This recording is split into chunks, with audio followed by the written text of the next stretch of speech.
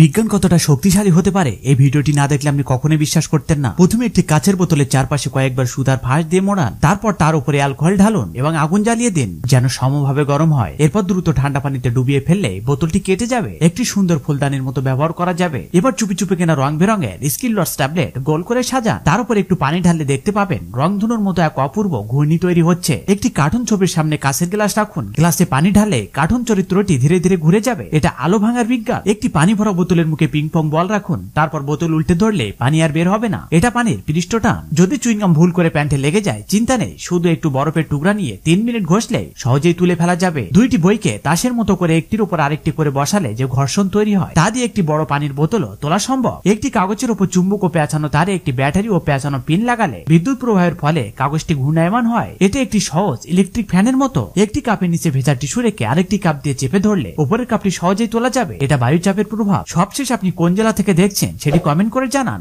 এখন কিছু like subscribe পাওয়া যাবে কি?